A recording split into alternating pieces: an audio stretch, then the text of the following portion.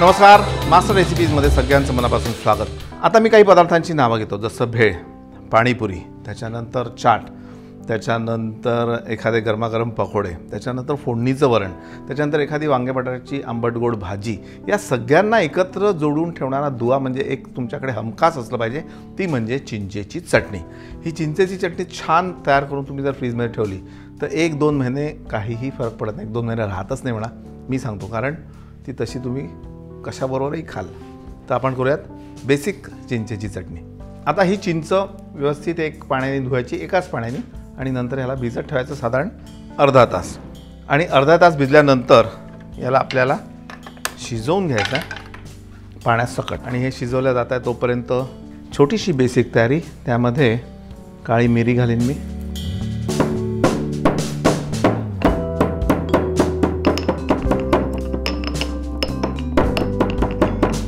आता ही बऱ्यापैकी शिजली आहे चिंच. आपण याला मिक्सरमध्ये बारीक करू. याला आता आपण गाळून घेऊ. हा पल्प जो आहे तो व्यवस्थित काढून घ्यायचा.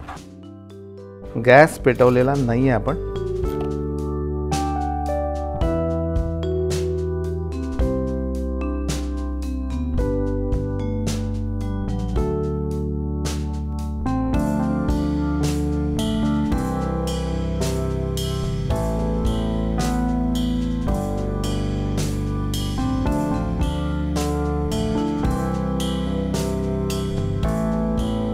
गॅस पेटवला आणि आता ही चटणी मी मुद्दाम लोखंडाच्या कढईत घेतो आहे, कारण लोखंडाच्या कढईत गरम कुठलीही गोष्ट आंबट जरी असली तरी तिला काहीही फरक पडत नाही, पण तिचा रंग छान चटकदार काळसर होतो आणि मग खायला मजा येते. याला आपण उकळून घेऊ आणि उकळता यामध्ये मागाशी जी जाडसर कुटलेली काळी मिरी होती ती घालूयात. त्यानंतर गूळ. आता गूळ आणि चिंचेचं प्रमाण तसंच सारखं असावं, म्हणजे जेवढा चिंचेचा कोळ असेल त्याच प्रमाणात तेवढाच गूळ घ्यावा. समजा आता इथे आपण घेताना 100 ग्राम चिंच घेतली होती. आता कोळ पाणी घालून त्याचा जास्त झाला, पण चिंच 100 ग्राम आहे, मग गूळ 100 ग्राम घ्यायचा.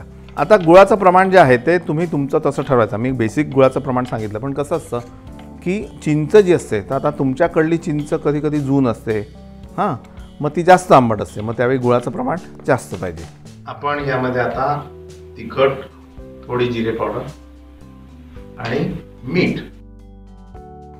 याला आता छान चकचकीतपणा आला आहे. तुम्ही बघत असाल की अशी हळूहळू जशी तार सुटते की नाही याला पाकाला, तशी याला तार सुटायला लागली. आता थंड करून सर्व करूयात.